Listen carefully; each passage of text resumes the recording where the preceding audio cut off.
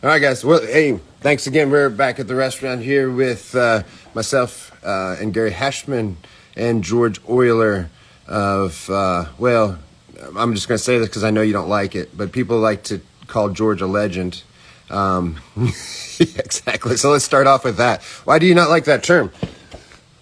I mean, I kind of feel like legends are done, you know, like their story's completely written. I feel like I could still write some more on my story. I'm not completely done and over with in what we do. Yeah, it is a weird term, right? Because it's like, it's very respectful on one side, and that's what people are doing it for, right? They're giving you the utmost respect, but at the same time, it's like, probably one is how do you take that, right? Like you're like, thanks, but like here I am, yeah. I'm still here, and then like you said, everything else is kind of weird, but right, but yeah, props to that it's still like, though. All the time, it's like, oh, you're such a legend. I'm like, dude, I'm right here, and I'm grappling with you right now. I read about it in a book. You're not on the mat with them right then. Yeah, and speaking of that, before we jump into some other stuff, I was tagged on some posts, I guess, so that. They're wanting to be a super fight coming up. Is that right? Somebody? I don't know. You were tagged, but maybe you weren't paying attention. Was it? I wasn't. I'll roll with anybody anywhere. It's fine with me. Yeah. Was it not like Kevin Nolan or something like that? Or I thought Kevin was with Humberson was who they were trying to get him on a super fight. That's probably right. That actually is probably right. I think why I thought that's because you were talking on there too. Right. Yeah, because I think Zach might have said something about, well, if George is rolling, then I'm out. Yeah. What? Yes, that's exactly right. Yeah. So the brain damage makes me forget stuff, but it's good. Well, good. Well, Gary, I know you have some. Before we kind of get into like history of this stuff, there's a couple of things that I think is a good. Well, at least that we all talked about a little bit before, and Gary and I talked about first, right? And I think something that kind of would help everybody is, and I'll kind of give the introduction for that, but the yo-yo dieting thing, where we all three of us go. I mean, Gary, before we got on here, just mentioned, like, George, I think you and I both go through that, but all three of us do. Like, if I do what I like, which is eat bad food and eat sugar and stuff, I played football, I was 330 pounds, right? So it's a struggle to not be 330 pounds, right? It's, I think I'm 235 now, but it's like a struggle that I got to keep an eye on every day. And I can go up and down. Luckily, my wife works out just like yours wife does, George, and Gary, I'm sure the same, and that kind of keeps us all together. But, like what all you want to talk about there, Gary? Like, just a struggle. Yeah, well, like I know, and George, first of all, I think I want to thank George because he does a lot of motivational stuff online. And a lot of it is, hey, if I can do it, you can do it. Like, don't make excuses. It's very the same kind of like Jocko and kind of mindset where it's like, you just have to push through. But I think me and George both, I also weigh 235 right now, and you wear it a little bit better than I do, Butch, because I think you have an extra 8 inches in height to distribute that. Well, everybody thinks that until we have to take our shirts off, and then it changes. Then they're like, "Look at how hot Gary is!" Right? Then everything changes. Then. But I know that it is something that I've struggled with as far as like, if I don't, and we've kind of talked about it before on here, but if I don't have something to work towards, then I slip, and I usually slip bad. So if I don't have competition, if I'm not actively competing, if there isn't any external motivator, I have a real hard time of doing all the stuff that I need to do to be the best martial artist that I can be. And that is a fault in me, and I hate it. And I hate that about myself, but then I say I hate it, but then I don't do anything about it. And that's the bigger issue, is the not doing anything about it. Because when it comes time for dinner, I guarantee I'm going to have a third helping, and I'm going to go ahead and drink the sugary drink sometimes. And I don't know, it's kind of like your experience with that. And I know that you put a lot of weight loss stuff online, and I'm just curious as to your thoughts about, what is your biggest struggles with it? What is your biggest struggle with weight? Mine's the same, I don't have some sort of a goal or whatever. It's always been a problem because, big deal. I can eat this because tomorrow can be a different day. But at the same time, now I've kind of changed. I ended up, right before the pandemic started, I was somewhere in the 250 range. And then the pandemic happened and my weight ballooned. And all of a sudden I'm not feeling good at all. And I go to the doctor and they put me on blood pressure medicine. And that didn't fix it. So they put me on a second blood pressure medicine. And that really didn't help either. My blood pressure was still high. I still felt miserable. I couldn't do anything. And eventually I was like, well, maybe fitness is what's going to fix it. And now I'm like you guys, I'm somewhere in the 235, 240 range. And I'm off all my blood pressure medicines. My blood pressure is back to normal. Everything is a lot better. I can train. Everything works, as it should. I'm a little bit older now, so, I'll be 45 in a couple months. But so I feel these pains. I'll be like, oh, what's that? But I'd rather feel that than be sitting on the couch and not able to move. So, Absolutely. Yeah, no, that makes a lot of sense. I mean, but that's an eye opener too, though, right? Like a health scare kind of, it changes everything, I think, right? That's another motivator for all of us, right? Like if, that's the day that you're like, okay, well now I've got to get stuff in check and change. And the weird thing about jujitsu, right, is what we mostly do now is that you can still be big and whatever size and still do jujitsu. Like we're maybe not at our best, but then you can also smash the crap out of people, right? And we can figure out something different. Got to change a little, huh? So I was kind of talking about that today. And actually, there's a guy at work, and he was talking about like, I'm in good shape, and I feel like I can come to jiu-jitsu and I'll be okay because you guys obviously aren't as good shape. He's like, I run like 8 miles a day and da da da. And I was like, it's different. It's like it's hard to explain. Like you have to show up. And obviously, a lot of the invites that I hand out, and those guys never show up to jiu-jitsu, and that's okay. But it is, once you get far enough in jiu-jitsu, you can hang with a purple belt and not really have to do too much work. And it's that almost in itself can be a bad habit sometimes. Like I call it fat lazy jiu-jitsu because I just kind of play defense and I make sure I don't put myself in like terribly bad positions, and then I wait for an opportunity to sweep or a sneaky submission. And I didn't have to do a lot of work, and I didn't have to do a lot of exercise in jiu-jitsu. Like very little cardio, and I still end up victorious in that sparring session. And I probably need to go ahead and with those guys, I need to push myself a little more. And it's like I said, it's a fault of mine. Yeah, well, that makes sense to me too, right? Like I think all of us, right? It's kind of a rough thing. What's your guys' like go-to thing? What do you think the biggest thing that causes everybody to gain weight? I know mine is like I eat terribly at night a lot, or I could, that's what's keeping me at steady weight now is I don't, but normally that's when I like that sweet tooth kind of thing kind of kicks in, and then I've eaten a gallon of ice cream or 20 cookies or like, and those are actually probably conservative numbers. We're talking, it looks like a crime scene happened if I eat late at night. It's not good. Like, or it looks like I shit the bed. I'll wake up and I'm covered in chocolate. And I don't know if I shit or if I just ate 20 Reese cups, right? Like it's not good, but that's the worst time to eat, right? And then you go to bed and you got all this heavy sugar on you. It's probably not good for your teeth. It's not good for anything. But that's what I do, right? That's my thing. And then if I can stop that, I can maintain, right? Which is what I've been doing now. It's just like somehow that bad habit will creep in mostly around holidays or something, it's like, I can see the cycle because it's like, oh, Halloween's here. I guess I have to eat all the kids' candy. And then, like that happened. Then they're like, oh, it's Thanksgiving. I guess this is going to happen. I might as well keep eating shitty. Here comes Christmas. Like, it's like it goes on. And then it's hard to get out of that again. Right. And then at least for me, it's the worst. And I can time it. Right.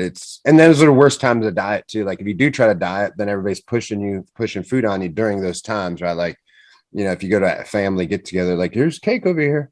I'm like, I'm fully aware that there's cake over there. I'm trying to ignore it. And then the second person say, hey, Butch, you know there's cake over there? Because they're used to it. They're just being nice, right? And that always happens to me. And then I'll either yell at them and get in trouble, or I'll just go eat the cake and make everybody happy, which, you know, ruins my life in turn, you know? So I think I've got two problems. One, I'm a clean plater. Like, I don't care how much my plate is loaded up, I will clean it. And like, for me, for whatever reason in my head, that like, I'm not done eating until my plate's clean. And a lot of times my eyes are bigger than my belly, and I'll load it up. And I will eat until I hurt, like until I physically feel pain. I will eat that much. So that's the first problem. And then honestly, I think the second problem, I've never been diagnosed with insomnia or anything like that. And I don't even know that I have it. I can't self-diagnose it. But like, I have a hard time getting to sleep. And when I can't get to sleep, I eat. And so it's not so much like that I want a late night snack. It's that I will be laying in bed and trying to go to sleep. And then I'm like, God, I can't go to sleep. I guess I'll get up and do something. And the do something is open the fridge. Yeah. Makes it rough. I mean, what's your bad habits there, George? You got something that's Yeah. I mean, really, my first one would be, you know, I'll empty my plate, like Gary said, clean plater, and then say my wife hasn't finished hers. She'll be like, do you want this? So I end up eating half of her food too. And then my other is, you know, when it's nice out, I like to drink beer. And it's not like drinking one or two, it's drinking 30, you know, no matter what I'm doing. And you know, I've gotten a lot better about that, especially since I started dropping weight. But those are like my two biggest things. One, you know, if somebody else isn't eating their food, well, I'm going to finish it up so it's not wasted. And two is, you know, I really like to drink those empty ass carbs out of that beer. yeah. Now, so is mentioning kind of what Gary said before. So do you think that is now where you have a more of a social media presence? Is that something that's kind of trying to hold you accountable, where you're like, this is, you know, I mean, it doesn't, even though the people are reading it, like a lot of times when people post that stuff, and I don't know how you are, it's more for you because, you know, like, okay, if I don't work out today, I don't do this, everybody also is going to know I didn't do this. Right. And it kind of keeps going. Or not really? Are you just posting it as motivation for other people, or what's your thoughts? I post it more for motivation for other people. And the reason is, you know, I want other people to see that anybody can do this, you know, and I'm completely open about it. I won't say that I do bad stuff. Like, I'll admit that me and my wife just ate a pizza while we were watching football. Yeah. But at the same time, we go more, or at least I try and go more of this like 80-20. 80% of the time I do good. The other 20% of the time I can have a pizza. I can eat some chicken nuggets. I can drink a beer. But as long as I'm good 80% of the time, I typically am in a position where I'm at least not gaining weight and I'm staying at an even keel instead of, you know, oh, I'm 300 pounds again. And that's something I don't want. I don't want to be on medicine or what have you again. I don't want to end up, you know, dying prematurely or whatever. Mm-hmm. Well, and then jujitsu helps all of us, right? That's the other thing. Like, obviously the extra workouts are good, but the more time we're able to put in on the mat, the more it does for us, right? And that's what I know. Like, when I'm serious about losing weight, then you're going to see me on the mat way more, right? Like, because that if you get an hour of rounds in, at least for me, I'm probably burning 1,000 calories. Like, I'm dead when I'm done. You know what I mean? Like, and it's probably my style, but a lot of people can roll and they don't look like they're moving, and maybe it's not the same for them, but kind of with a more pressure game, I guess you're kind of always pulling and pushing, and there's just energy involved, right? And I think all three of us have a similar game since we're all pretty much heavyweights. There's not a lot of rest. I mean, Gary looks like he's always in shape. Actually, all you guys do, but I mean, which is surprising. Like, I say that for a good thing, because I'm always like, why do I have no cardio? These guys look like they're perfectly fine, and I've been searching for the answer for 20 years, and I'm not really getting it. But you say that. Yeah. You say that, Butch, but I promise that every time I've ever gone there, I've been dead in Charleston. Well, you hide it well. Maybe I wear it well. But I'm dying inside, especially when I hit when I get those rounds with Justin or Josh, or Bowman happens to be there, like those rounds are killer rounds, and I'm dying. Like maybe I wear it well. Yeah, you guys look fine. I mean, that's why it embarrasses me inside, for me, just in my head, because I'm like, God, like if I roll, like, like it would be all of you guys, like anybody that's of like a black belt caliber. I feel like that zaps me faster because now I've got just a few of those in me, as opposed to like you could sit on the mat for hours with blue belts, right? It's a different thing. Then you put somebody with higher caliber, and all of a sudden I'm like, yeah, I got maybe a couple of these in me. You better get it out of the way fast. Like, like it's a different thing, which is cool in a way. Like for I wish it was better, like my cardio, but that's me. I don't know what the deal is. I'm not even joking. I've been looking for answers forever. Like, because I just feel like I never turn the corner. But again, it could be inside my head, like where I'm always like just too self-critical. Like, what I mean? Where everybody else like done. Maybe they look at me like I look at you guys, which I doubt, because I'm usually laying on the mat, like look like I might got hit by a car or something, but but it's a little different. But anyway, like, so what else do you think about that, Gary? Like, we'll talk about a little bit of jiu-jitsu stuff, but I mean, weight loss is a hard thing, right? Because we do things a certain way. I mean, that's it, really. Well, and that's the thing, is like I need to find the motivator that is not competition, because I'm kind of past. Not that I won't have competitions in the future, or I won't do a black belt match or anything like that, but I'm just at a point in my life now where I don't have any aspirations to try for like some master championship or anything like that. I enjoy teaching class when I can teach class. I enjoy hanging out with my kid and watching him do jiu-jitsu, but I'm not really on a competitive track anymore. And not having that, like I said, I need an external push. I need something to push me to say, go get it. And, I need to find that, whatever that is, to get into shape. And maybe I just need to want better conditioning for jiu-jitsu. I'm not sure, but I've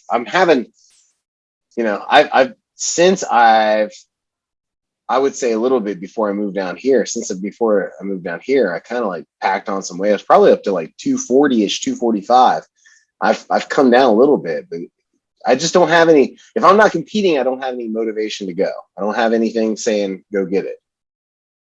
No, one way I would think, while you're talking, I was thinking about this, but for me, weight loss is almost like a drug. And what I mean by that is I literally have to hit rock bottom, meaning somebody has to say, like a kid could say, dude, hey, dad, dude, what's wrong with you? You look like shit or something. They wouldn't word it that way, but you know what I mean? Or somebody like, your belly's sticking out, dad, or somebody else, they'd say you're fat. Then also there's something that would trigger me to be like, all right, it's on now. I got to fix it. Right. Otherwise, like you said, the competition is one, because you don't want to you're not trying to sabotage yourself. You're doing this and that. But if you don't have that going on without hitting that rock bottom, right? For me, at least, I don't know about you guys, there's not a lot of motivation. There's a motivation to stay at a certain level, but there's nothing like, Marcelo Montero, my BJJ coach said it to me one time. He's like, you live in West Virginia. You've got to take your shirt off like 2 or 3 times a month, 2 or 3 months, right? Like when it gets warm, he's like, when I'm in Brazil or Miami, I got to take my shirt off all the time. I got to stay in shape. And that's really true, because I also hear people all the time saying like beach season's coming. I got to get ready. But you spend 9 months plumping up, right? And then the 3 months you're trying to shred back down. And that's our motivator. And it is kind of true. I hate to have all these kind of excuses, but that's it is true. Like I'm wearing a hoodie right now. Nobody knows what I look like. You know what I'm saying? Like it's a little different, unless, something happens. But, I don't know. I think, and I'm just guessing, but I'm assuming all 3 of us kind of have went to the point where we know that we're going to just struggle with this a little bit, right? Whether it's terrible or not, but we just come to terms with it in some way. And, but you also want to be happy to a certain thing, right? And I think we're all in that general area, right? I mean, I think from what I gather, and maybe that's a cool thing. Like if we can take anything away from that, it's like if you're not happy, then do something about it, which we all have, right? Maybe it takes a while, whatever that is. And that's why it's kind of what you were saying earlier, Gary. It's more of a yo-yo diet thing there because it takes a while. Maybe sometimes you can't also get a good view of yourself. Like I think I look the same all the time. Even when my clothes are a little bit tight, I still think I look the same.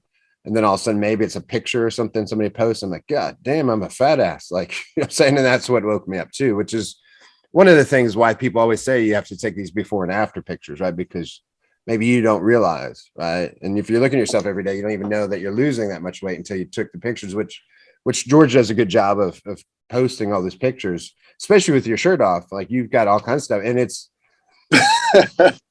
I mean, it's all for motivation for other people, you know. And here's the funny thing is somebody said something to me a couple weeks ago about being an influencer, and these influencers are all like 20 years old. And I saw where somebody said something like, you know, come back when you're 40 plus, because when I was 20, I could stay out till 5 a.m, eat pizza, drink beer, and I was still ripped, you know? So yeah, I kind of think like, you know, I'm not ripped or anything, but I did a ton of work to get where I am at, and I won't stop doing the work. I just, you know, if I want to have a pizza or I want to, you know, eat something every week or two or once a month, I'm going to eat what I want. yeah. I just know that the morning I'm going to go to the gym first thing. I'm going to train jiu-jitsu 3-4 times a week. You know, I'm going to do the things that I need to do that I know are going to keep me on that even keel. No, that's a good, like that 80-20 rule is a pretty good rule that a lot of people go by, but it's so that you're not, a lot of diets fail because you're depriving yourself, right? You made that point over and over. If I want a pizza, I'm going to eat it, but I have to be good at least 80% of the time, right? And so I think that would help a lot of people if they don't cold turkey everything. In certain, like like when we were talking earlier about like sweets and stuff, I kind of have to cold turkey, like, because once I start it, like, honestly, when I was said there's no drug that, you know, that I know of. I don't think I have that personality where I'd get addicted to anything. I could be wrong, but sugar is the thing. If I start, I can't stop, and it progresses, right? Like I would assume it's like somebody did drugs. Like if you start, you're going to do it the next day, you're going to do it the next day, and it takes a while to get back off that. That's me. So like, I literally can't really do an 80-20 rule, because the second I throw like a cookie in my mouth, I'm like, okay, I need another one. And then tomorrow I'll be like, I need some more. And the only way to stop, like, to keep it out of the house, but then I'll find myself going to gas station. Like, I just got to literally get out. And the only way, like I found too, with get out of that stuff is like I buy those Quest cookies or Quest Reese cups, and they're semi-healthy, right?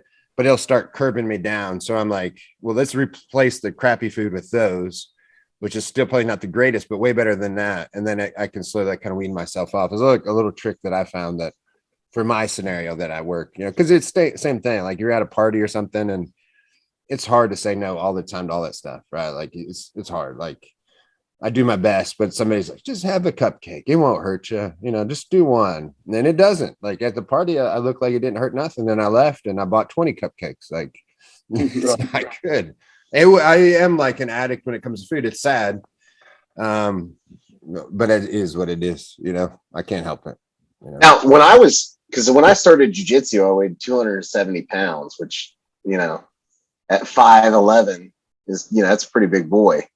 And for me, I had to be an accountant, and it was just calories in, calories out. And I started jiu-jitsu. I was getting ready to have Carter. So we were looking at, like, you know, I was looking at being a dad again and toddler and like trying to chase a kid around. I was like, man, I can't do it like this. And that's what got me into jiu-jitsu. Actually, one of my friends, her husband was doing jiu-jitsu, and I was like, oh, I got to check this out. Start jiu-jitsu. And after about, I don't know, a week and a half of jiu-jitsu, I was like, if I'm going to get good at this, I need to at least to lose a little bit of this weight. So I signed up for my Fitness Pal, and put myself on a 1,200 calorie net diet. So I was not going to take in any more than 1,200 calories. Now I could eat 3,000 calories, but if I was going to eat 3,000 calories, I had to burn 1,800 of those calories off in some form of exercise. So I was not going to do any more than net 1,200 calories a day. I was training at that time 3 to 4 times a week, because that's all the classes that we had in Athens. And when I wasn't training, I made sure I had some sort of exercise every day except for one, which was Sunday. And Sunday was kind of like my day off. And, you know, it was football season. So I watched football. And when it wasn't football season, I would do something with the kids or go on a hike, and just kind of like nothing intensive, but a little bit of just kind of like hanging out or whatever. But I stuck to it. And I think, you know, my Fitness Pal was nice because it had things where you could enter in your own recipes and stuff. And so it had it built in that you didn't have to think about it. Like, I know this is a 300 calorie recipe. And I would do for lunch, for most days on lunch, I would do a tuna bowl, which was just tuna, 1 tablespoon of mayonnaise, which is not a lot of mayonnaise when you're making like a tuna salad bowl, but it was 1 tablespoon of mayonnaise, dill relish, mustard, which has 0 calories basically, and then hot sauce. And so I would do that. It was like 200 calories for my lunch. And maybe I would eat a yogurt, like a light yogurt of some sort. And that's all I'd eat for lunch. And then when it came time for dinner, we would have pork chops. I would just eat the pork chops. And then, you know, 2 pork chops, the smaller ones, are like 90 or 80 calories each. So I'd eat 2 of those, and that would be my dinner. You know, I wouldn't eat the stuffing. I wouldn't eat, you know, all the extras because I knew it had sugar or whatever in it. But I had to put myself on a super strict diet and almost account for every calorie that I took into my body in order to lose weight. And for me, it's just a simple matter of this is the calories that I'm allowed and I cannot go over. And that worked. I did my fitness app. My wife has too. No, there's a good point. That's helps you schedule stuff, keep an eye on stuff, right? All those apps are important. I'm more of a paper kind of person, which sucks because I never bring the papers around, right? Like if I have an app on my phone and I don't open it, then it doesn't really help me. Right? Like I have to get in the habit of doing that. But no, that's a great one. And I think if there's somebody out there wanting those like tools to work on, I would look at one that kind of whatever it is. Like that's the one I know a lot of people that use because your friends could be on it too, and you kind of see some stuff, but you're at least tracking stuff, which keeps you more accountable, right? Like, because I think we all tend to like, especially me, I drive all day. I drive, 3 hours this way and 3 hours back. So you could stop just like a truck driver, you could be stopping eating all day and grazing and all day and not thinking, right? But if I'm logging that in, I know kind of what I'm eating. And then sometimes you feel guilty, right? Like you look at the stuff you're putting in, you're like, no, I can't do that. But you wouldn't normally do that, right? So I think that's a great thing. The other thing that I would do is I would find loopholes. Right. I was great at finding the loopholes. So if I wanted a Big Mac, maybe I would get the Big Mac, but I would just throw all the bread away. Yeah, that's not a bad idea. And so I would still get all of the enjoyment out of, the Thousand Island dressing and the lettuce, tomato, all that stuff on the patties, but I would just throw the bread away. And instead of being a 400 calorie cheeseburger, it's now 160 calorie cheeseburger because I threw the 3 slices of bread that are there away. That's why I didn't know it was that much either. That's pretty wild. That's pretty accurate that much comes off with bread. I take bread off. Oh yeah. I mean, if you take bread off, like a sandwich, let's say a quarter pounder with cheese at McDonald's or whatever. Now I'm just guessing. I don't know for certain, and I can look it up in just a second. But if I had to guess, a quarter pounder with cheese is probably somewhere around 500 calories or 450. Without the bread, it probably comes down to like 200 calories. Wow. I'm gonna guess, but now we're gonna check. So, anybody else have any guesses with and without? I have 0 because I didn't think it was that. I just thought I'm just dropping the carbs. I'm not, I never really thought I don't know. I'm not a calorie person, but George, what's your thoughts? I don't know about I know the calories on I can remember whenever I would do like intermittent fasting and I would have a double baconator without the bun, without the ketchup and stuff. And it would be like 4 carbs, but would still be 600 and some calories. But at the same time, when you're staying, and this is what I do now, instead of worrying about carbs or worrying about any sort of macro, as long as I'm in a calorie deficit, which Gary did mention there quickly, he said, as long as he had 1,200 net carbs, or net calories, he was golden. So I looked for more to be 300 to 500 below whatever my basal metabolic rate is, plus my exercise.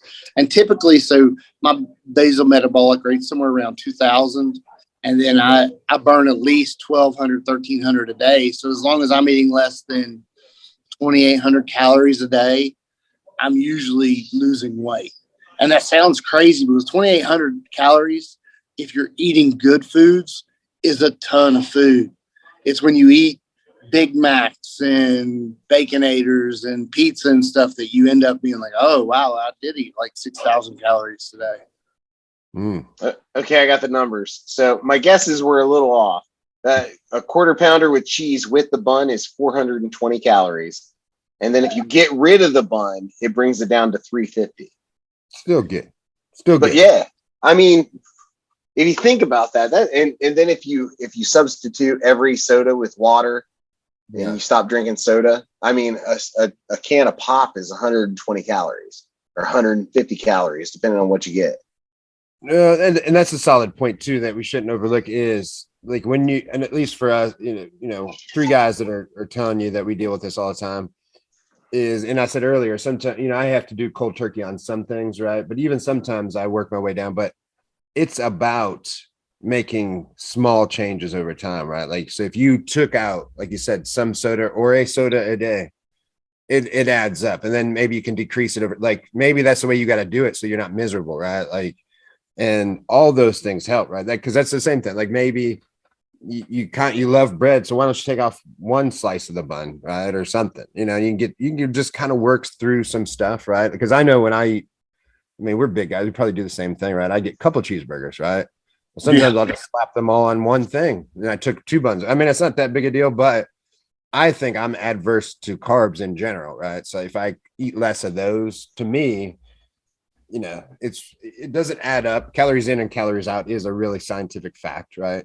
But I can also tell difference when, like, just for example, watching the game, like you're talking about, we so we ate pizza too, but I get either gluten-free or cauliflower pizza. I feel 1,000 times better. If I would have ate a pizza and came on this podcast, I would be sleeping right now. And just, I am drinking a coffee, but it negatively affects, it's awful. Like, and that's what I almost hate eating during the day. I don't eat till about lunchtime, but I'm usually driving somewhere. And then as soon as I eat around that time, the next hour of that drive is so freaking hard. Like, and even if I usually just get cashews and jerky. So something relatively light, and I still am just dead for a little while, Well, I think that's one thing that, like, you don't realize you're doing it, because when you're trying to operate at a calorie deficit, you have to get rid of all the stuff that is heavy carb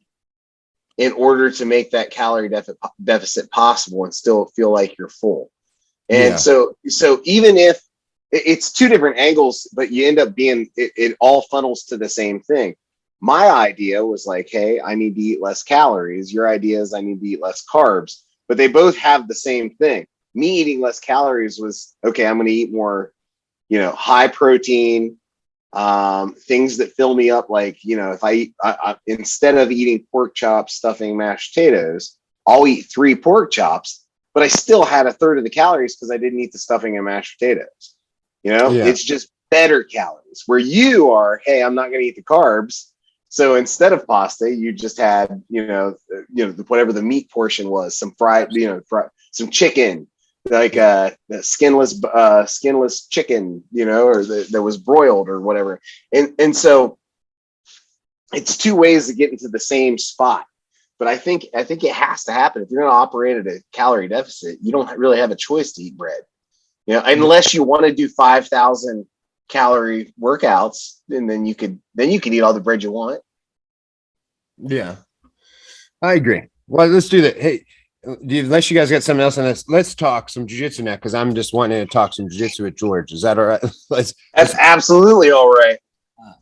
So here's what this is what I want to ask, and not because I saw George look at his watch a couple of times. That's usually a sign that he has something to do. Might not. In what time?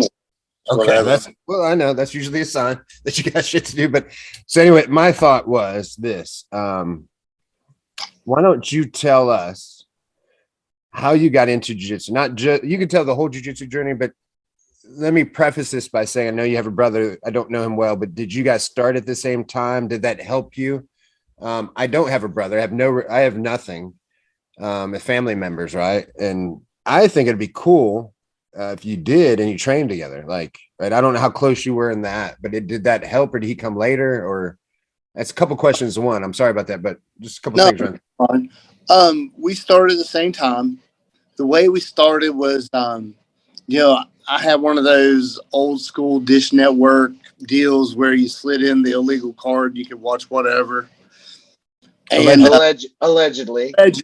right. And I was watching the UFC. It's maybe like UFC 34, maybe, or somewhere through there. And Tito was wrestling people to death. And I was a bully wrestler whenever I was in high school. And I was like, I could do that. And I told my brother, I was like, I saw this stuff and these guys were fighting in a cage.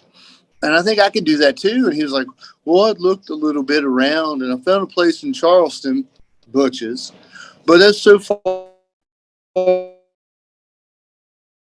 to travel because at the time we were both living in Edmond, which is, eventually we found Brian, but we both started the same night. So I think it was sometime in September 2004 when we started. So we're coming up on 18 years between the two of us. And outside of the last maybe 2-3 years, we've trained a ton together. Yeah. Now, did that help? Like, because you could go, like, the one thing that always hurt me, which I found a workaround. My workaround was, just for an example, like, we loosely started training in like 97, 98, right? But it was a bunch of guys that bought UFC tapes, and then we would do like what we saw in the UFC. We tried to, right, with no instruction because there wasn't much out at the time. And so we were doing like Hoist Gracie did armbar, so we did an armbar. Ken Shamrock would do ankle locks, or Pat Smith, right? All these guys are early, and then we'd try it, rear naked choke, right? So not a lot of instruction. I mean, there definitely was some, but then I would search for people, and I found some guys that did no-gi, and we did some no-gi, the Walls brothers, and they fought MMA and they did some stuff. But again, still two people that were self-trained. So then I found a group here locally that did jujitsu, but it was Japanese jujitsu, right? But at least they trained in the gi, and I wanted to do what I saw Hoist Gracie do, which was be in the gi. So I trained with them, and it was what it was. And during the class, I wasn't getting what I wanted to get per se, because how, I'm not knocking on Japanese jiu-jitsu by any means, because we all know Brazilian jiu-jitsu essentially came from that. It's just different nowadays. But I would just pick people out of that class and say, hey, man, and I bought a mat, put it in my basement, like a 9x12, wasn't huge. And then I would and I wasn't trying to mess with the teacher. I was trying to be really respectful, but I was like, once you come to the house, and let's just get some extra time in. And they'd be like, sure. And that's kind of how everything built. It just went from there, because essentially all of us were looking for the same thing. Like, we watched the UFC, we wanted to do Brazilian jiu-jitsu. There wasn't any, so we did what we could. And then, once we started rolling with each other, then we started realizing, well, this is what I was really looking for. Because a lot of times you show up for Japanese jiu-jitsu, and then we're counting to 10 in Japanese, like Ichi-ni-san, whatever that stuff is. There's some kind of katas that they wanted me to do that I strongly refused to do. And then sometimes I'd show up to do jujitsu, and they were sparring, and I was like, dude, I'm here to do jujitsu. Like, I was a boxer. I'm here to do jujitsu. Like, and they were like, oh, what are you, pussy? Like, so no, I signed up to do jujitsu. And they're like, well, this is jujitsu. It's just like we weren't catching the same wavelength. But ultimately, what's like, it wasn't that I was picking off their people, but it's like everybody was like me. They're like, I want to do jujitsu. So then we started building up, and then at a certain point, we're able to get, with somebody, I think, obviously with Hoist at some point, but that was a big savior for me, is just getting guys that I could call and say, hey, man, you want to work out Friday at 9 p.m., right? Like, I got time. And they did. So I'd imagine, having a family member, were you able to, did you roll a lot? Did you guys buy mats too, or? We didn't have mats outside the gym.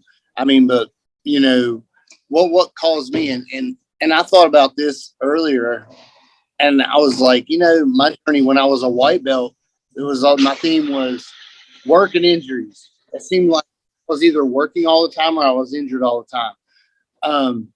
So, I got there when I could, and Jared was probably way ahead of me most of the time that we were white belts until I finally got to where I train every day.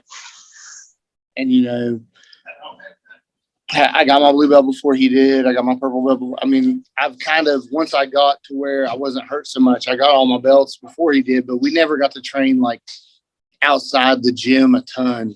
It was always in the gym. And eventually, like, I got fortunate enough that I had keys to every place that we trained, you know, because it wasn't long. I think I had my blue belt for maybe 2-3 weeks, and I was already teaching. I was already teaching kids class for Jason Wilcox. He wanted to have a kids Brazilian Jiu-Jitsu program. I was already teaching privates with our newer people that wanted private lessons, you know. So, you know, I've been an instructor for almost 16 years at this point. That's a long time when you think about it, right? Until like those words come out of your mouth, you never really think about it. I mean, maybe you do. So I was 26 years old then. That's, you know, that's a ton of time spent teaching people how to do something. Yes. Yeah. Yeah. Well, I was going to say, I think that's a big thing. Like, you know, who really loves jujitsu by who shows up when it's not a class, you know, like guys who come to open mat, they're usually pretty passionate about jiu-jitsu, especially open mat. And a lot of people are going to feel like I'm taking stabs at them. And I promise that I'm not. Everybody's got their own time schedule, and I'm not trying to bust balls or anything like that. But there are guys who want it and guys who don't. And the guys who seem to want it show up Saturday mornings, Sunday mornings, and they bust their ass when everybody's still sleeping. And it's kind of one of those things. It's just like, I wanted, for me, I was the same guy. I was like, hey, you know, we don't have a Saturday class. Nothing is set in stone for Saturday. Can I run an open mat on Saturday morning? That way I can get some extra reps in or whatever it is we can go over. Or if people just want to roll, I can go ahead and roll. And so I would ask at the time I was at Hells Gracie Athens, and I would ask, it's like, can I come in on Saturday and run class? And it was 2 guys that would show up with me. And so me and those 2 guys would beat the living dog shit out of each other for 2 hours. And then we would go home, and then we'd, you know, do our classes through the week. But then Saturday would roll back around, and it was the same 3 guys all the time. And I think that is the difference between guys who will progress fast and guys who will kind of like sit in the middle somewhere. And like I said, I'm not taking shots at anybody. Everybody's life is different. Everybody's got different responsibilities and you know, different work schedules. And so this is not a shot. But for guys who want to progress, are you doing the extra? And I think that's really what it comes down to, is, are you doing the extra? Because even me, I'm not doing as extra as Gordon Ryan, you know, like I'm not doing that much extra, but I am doing more than the regular guy. I think like you were saying, like, hey, I was lucky enough to have the keys, or I talked to him and said, hey, I want to get some extra reps in. A lot of guys don't do that. They don't see the advantage in that. And I think that's a big part of jiu-jitsu and like progressing in jiu-jitsu. I think one thing, and you mentioning, you know, the extra work, and it occurred to me that, you know, when we first started, we were just a couple days a week. It was more of a club atmosphere. We moved in to what was Family Martial Arts here in Beckley at the time, and we were still 3 days a week. And on the days that they were doing their karate, I would have guys, I'd be like, look, I'll do a conditioning deal outside, out back in the parking lot if you guys want to do that extra work. It's like, because we can't get on the mats, we can't grapple while they're there. You know, we can't be any sort of a, you know, detraction for their classes. And I had probably 10, 12 guys that were coming in religiously to do all this extra work. And now I think about it, I'm the only one of them left. It's like, it's cool to do all that extra work and put in all that extra effort, but at the same time, you kind of need to, you know, look at it in the terms of longevity. It's like, it's great when people want to put all their effort into something and do it hard, but then they get to some certain point and they just stop. It's like our blue belt curse that we have. You know, people put the blue belt up on this ginormous pedestal, and then once they get there, like, man, what now? fuck it, I'm done. Yeah. And I've had, I don't know, so many of those. It's insanity. Yeah. It's tough, right? Like we all, yeah. And it's sad for all of us, for people that don't know. I mean, I'm sure we talked about this before, but why it's sad for all of us too is that it's weird when you put all that work and effort into somebody that you see potential in, right? That could be great. And then that's what hurts when somebody, then they're your friend. That's the other thing that hurts, right? But you know, when it's all said and done and they leave and you're just bummed. It's not like you think you wasted your time and effort. I mean, that's a little bit harsh, right? I don't want to say it in those terms, but it just stinks because you just see like, God, man, you had so much potential, and you know, we did all this work, and now you're throw it away after you get a blue belt. And some of it, you know, like, look, I've seen it go either way, right? Some people, life just gets busy for some people, and then the other people is if they go through injury or a move or gone for a couple months, they don't want to lose the white belts when they come back, right? That's what I see mostly, and people can't get over that hump. They're like, what?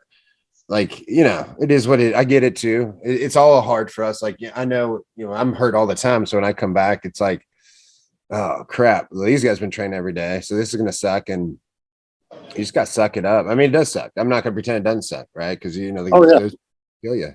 But that's probably the difference. Like, we're all still here, and the others aren't. Right? Like, you just got to take your lump somewhat, you know.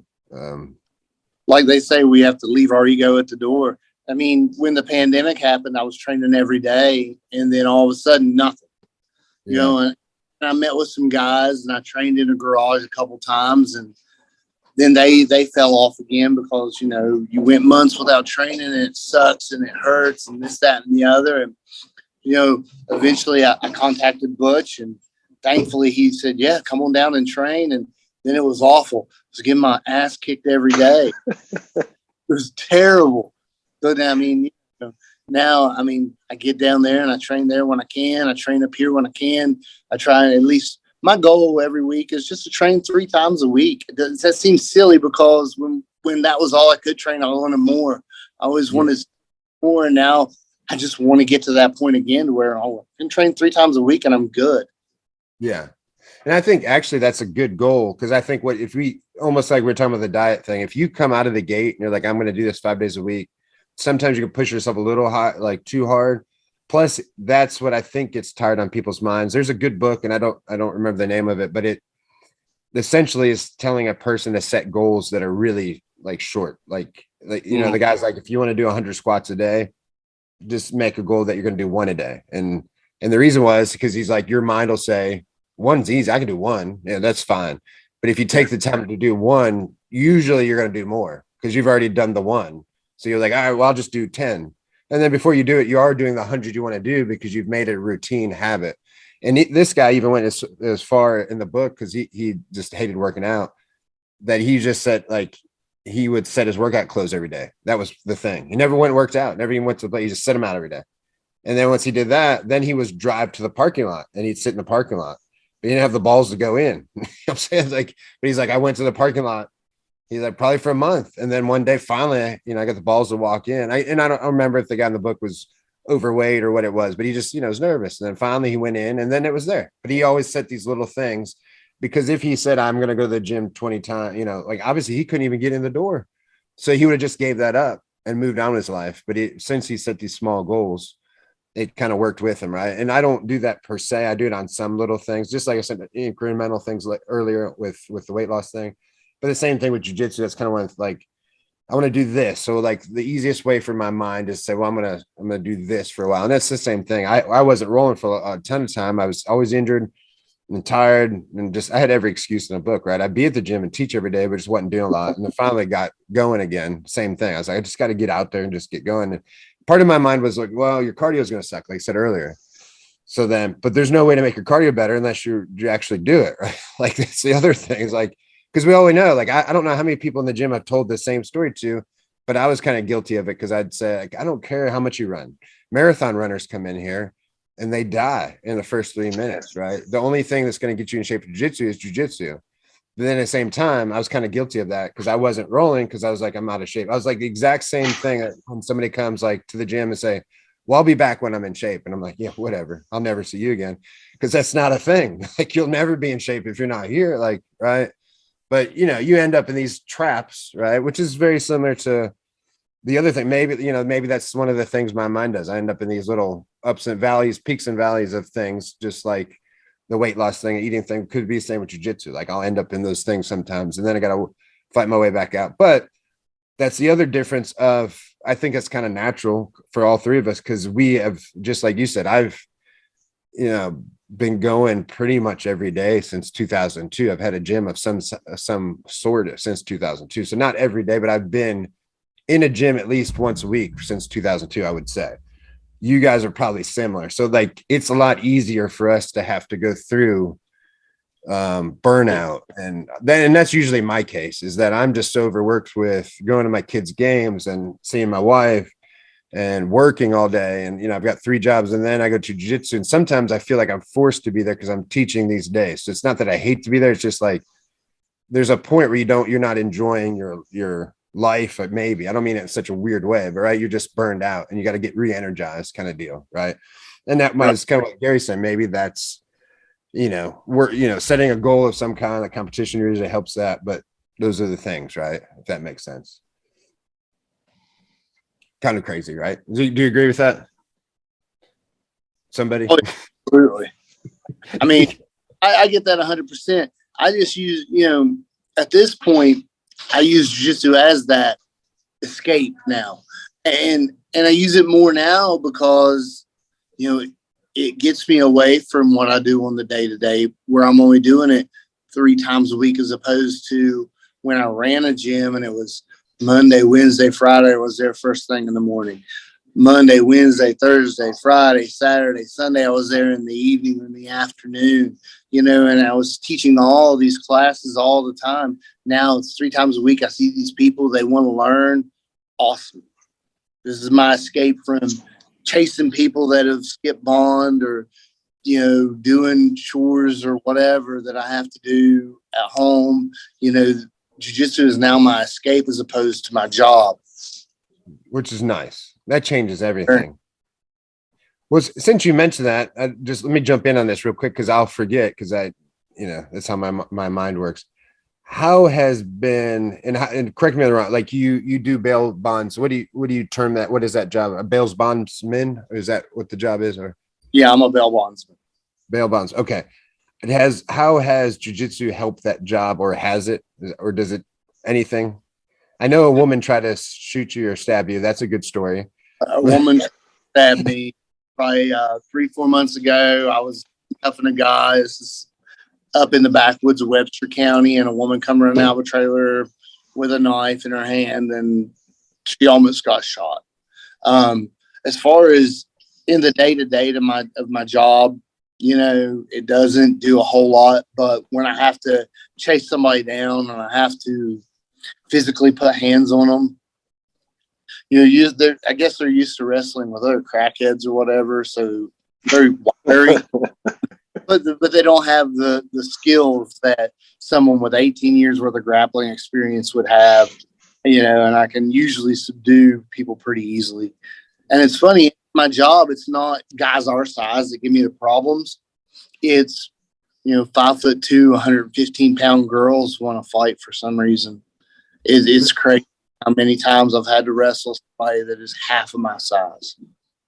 Do you think that's just because they're like, they don't think you'll actually do something, right? Because they're small, or because it's a girl or a woman, you know what I mean? Like, because that's baffled me too. Like some of the mouthiest people I've seen like at bars and fights are like, a lot of times, sometimes women too, you know what I mean? I'm just like, man, like you're making the situation a lot worse, right? And I always thought, well, that's because like if a guy does that, and this is just my thought, like they're going to be held accountable fairly fast, right? If somebody came in any of our faces, like in a high tense situation, there's not a lot of talking, right? Like if it's already amped up, but a girl does that, like you can't really, you're not going to do anything. You can't, right? So like that's, yeah, it's always been my advice. Like my wife's fine, you know, it's not a problem with her, but my advice to her is like, just don't do stuff like that. Cause like, there's nothing I'll make a guy worse or madder than some other lady yelling at him. So he's going to take it out on somebody. Like, just, that one, you know. But yeah, that's what I. So you find that a lot. So it's mostly like, are they just tending to get like, are they protect, or is it? I guess is it women that you're arresting, or they are protecting their man and saying get the hell out of there, or both? I guess probably. It's the women that have missed court and I'm trying to arrest they're the biggest problems. And that one that come running at me with a knife. Now that was different. I was arresting her man, and I guess she decided that he wasn't going to go, but she was about to go in a different sort of vehicle. But she stopped, and I didn't shoot, thankfully. Yeah. So you're not like Dog the Bounty Hunter. You have actual bullets and not little mace bullets. Yeah, what we do is not Dog the Bounty Hunter, and I think somebody asked me if I knew who Patty Mayo was the other day, and it's not like Patty Mayo. I'm not going to sit there and argue with somebody for 30 minutes. You've got about a minute worth of talking, and I'm going to drag your ass out to the vehicle for you. That's good. I like it. I mean, that's an interesting job. Like, I don't know if I'd have the balls to do that. Sounds like you've got a lot of drama to deal with, right? Gary, is that something you would ever do? So, I've entertained the idea of like, it would be kind of cool to be a cop, or it'd be cool to be a bounty hunter, or any of that stuff. Would it be cool? Yes, it would be cool. But like, it sounds funny when I say it because I'm a black belt in Brazilian Jiu-Jitsu, and I've been doing Jiu-Jitsu for over a decade now. But I'm a coward, and I don't like to do anything that is dangerous. So I leave that to the guys who are brave and like charge into, like, maybe I'll jump off a cliff into water, but when it comes to like fighting people, I don't want to fight anybody. I want to steer clear as far as that. The reason I do jujitsu is because I don't want to fight anybody. And when it happens, if it happens, I want to know what to do.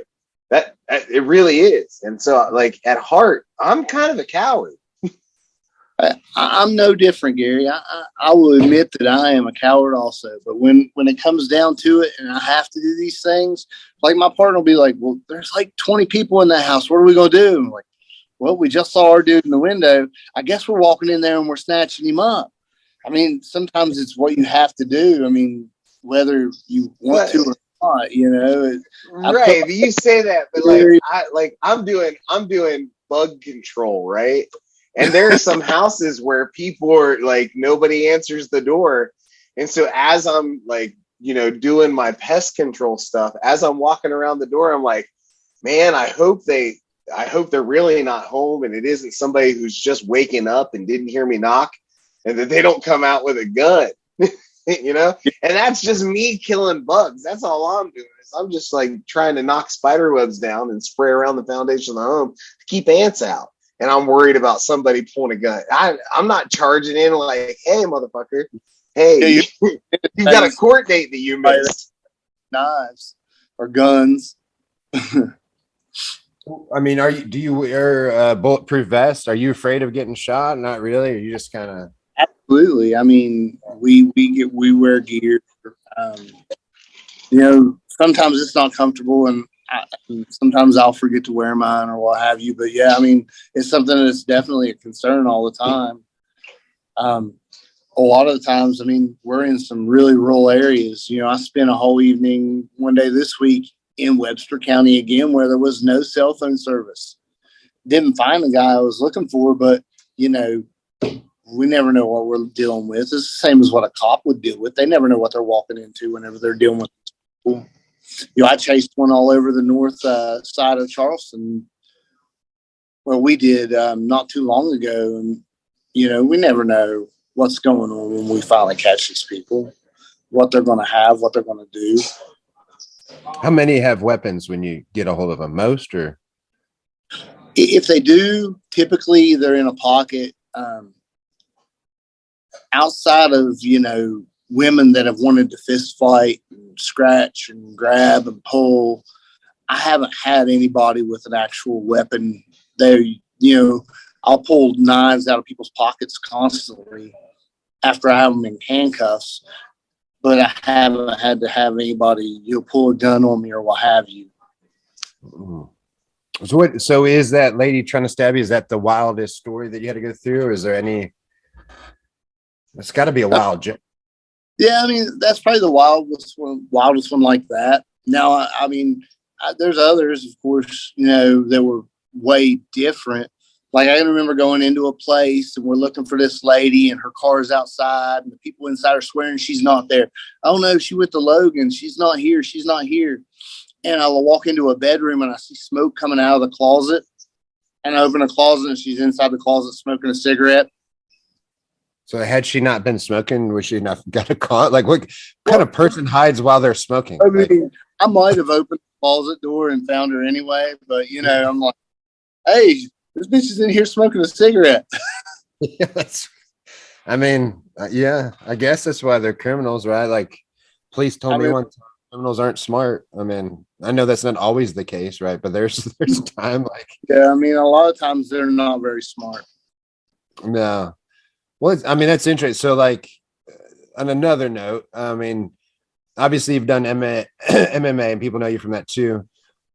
And you wrestled, I mean, you mentioned that, but how was that a natural progression, or what is your love of MMA? Like did you guys have like a rough childhood that drew you this way, or is it the wrestling that drew you that way? Wrestlers, right?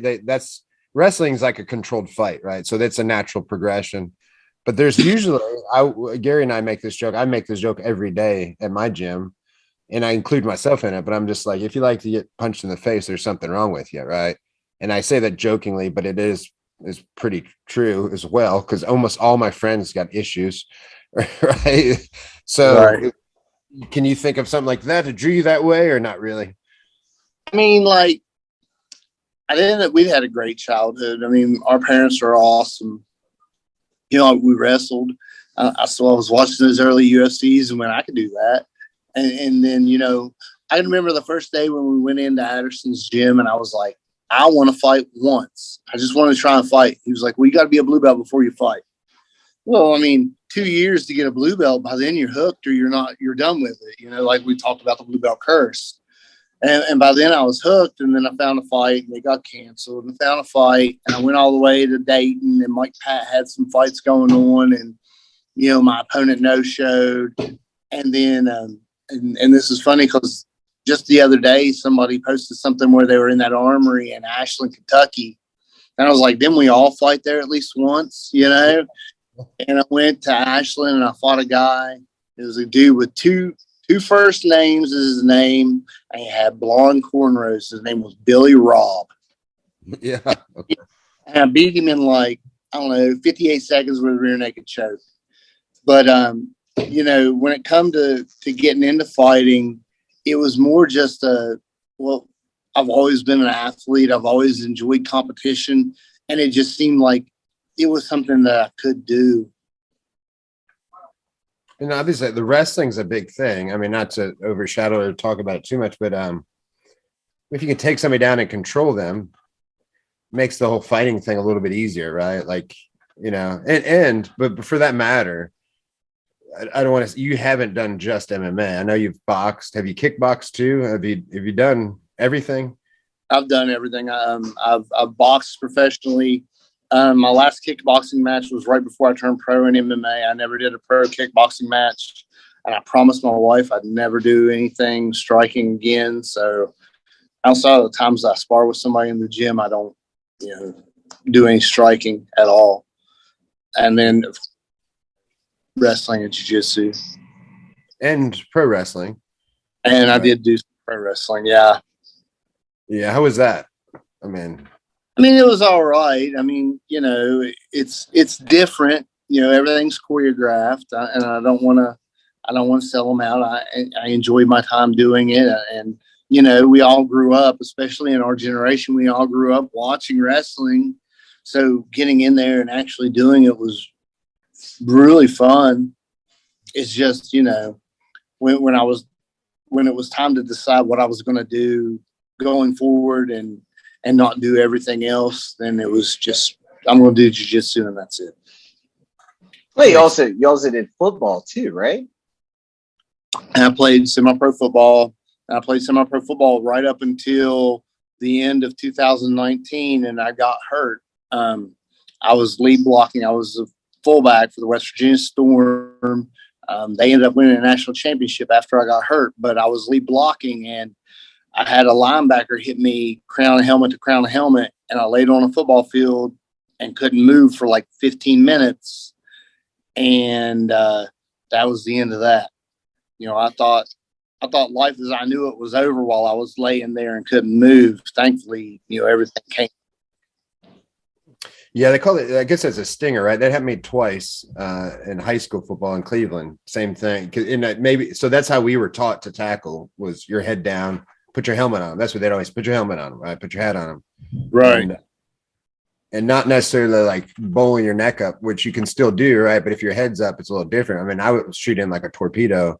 And so that happened twice, like where it just all went numb and you just laid over. But luckily it seemed like an eternity because you're freaking out, but it was probably, you know, each time was like 20, 30 seconds, right? Enough to where, like, I think once or twice, like nobody even really noticed. But to me, I was like, oh, fuck, I'm paralyzed. I can't move, you know, and then all of a sudden it slowly comes back, you know. And I mean, I laid there for a bit that time. I don't know if it was 15 minutes. It seemed like forever, but you know, what was that? I was 42 years old, and I'm laying on a football field going, shit, I'm done. You know, I can't move. This is not the way I want to live the rest of my life. Yeah. Man, they probably don't pay you enough for that, right? And you're playing just for the love of a game. Oh, well, that's even worse. Not that it's not cool, because it is cool, but that's even worse if you're laying there and you can't move. You're like, well, shit, I was doing this for free. Well, once you say that, but I've paid to go to a lot of jiu-jitsu competitions where people were trying to snap my arms. So no, I know it's all relative, right? Like we generally try to murder each other and we think that's perfectly fine. And they're like, played football? That's crazy, you know. You know, or whatever. I mean, it literally doesn't, because you're not only are you doing jiu-jitsu with trained killers, essentially, these aren't like just average people, right? It's, you know, it is what it is. And at any time, so rip your ankle off or whatever. But I mean, I've seen you post about that stuff too, George, and I'm sure Gary has. That's why we have a, you know, understanding of all that stuff. But it is, and I've seen you post this very thing that, I mean, that's a great life to have said you lived, right? Like a great thing. You probably truly did anything that you thought you were cool or thought that was cool. You probably say, hey man, let me just give that a try and see what happens.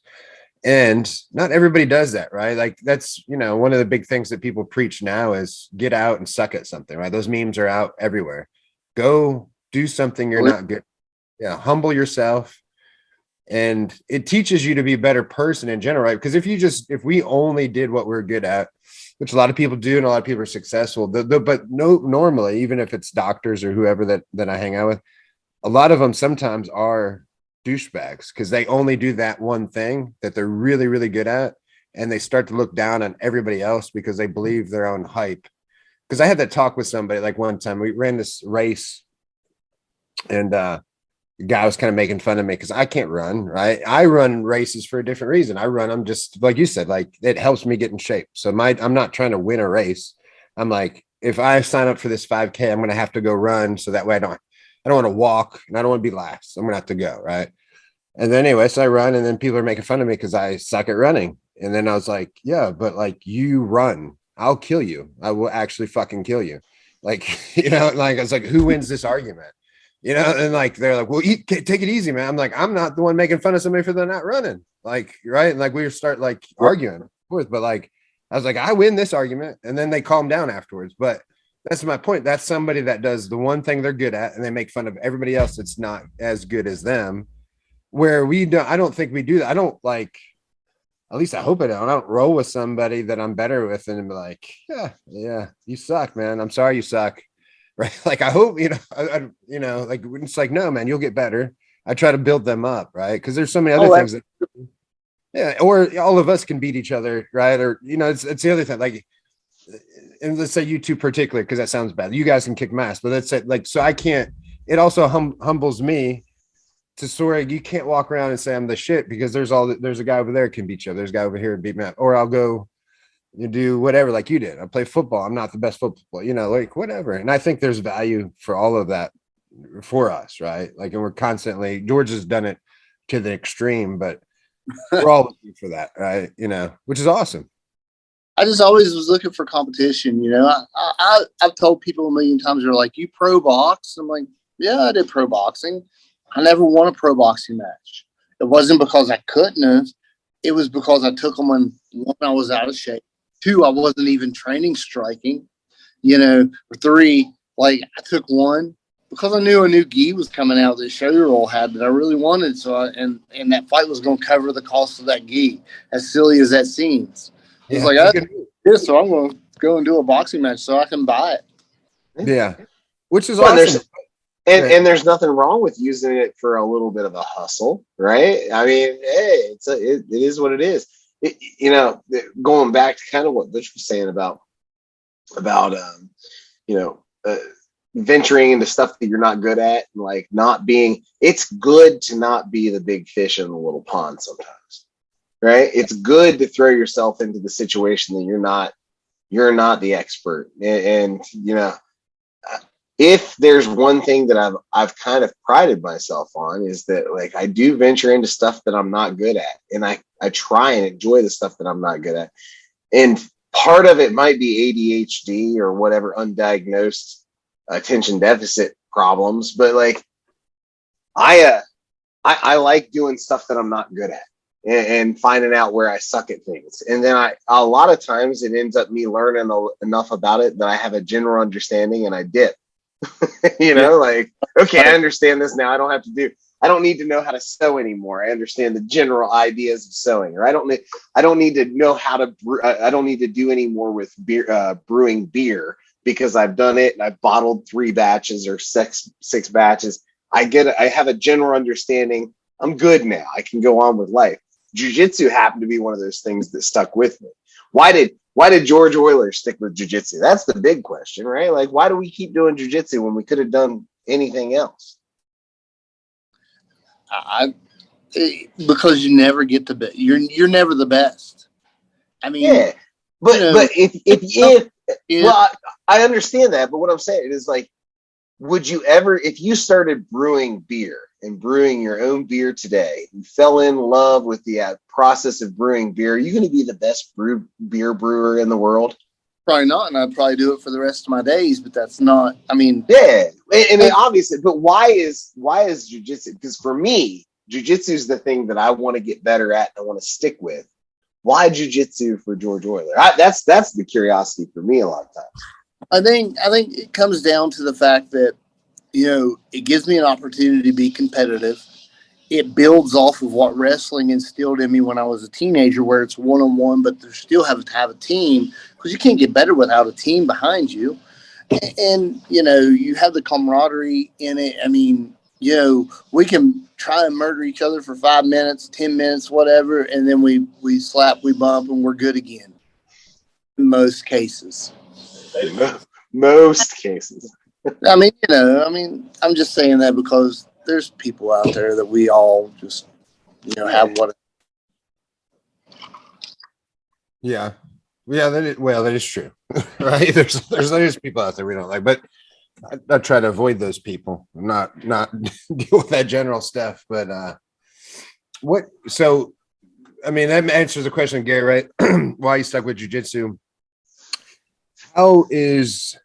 So one thing I'm thinking of is what are you trying to do in Beckley right now? I guess is the way I was trying to think of a good way to word the question, but are you starting a new gym? What's your thoughts? Also, I know you're offering jiu-jitsu for free, which is I don't know if you still are, but The deal in Beckley for me right now is I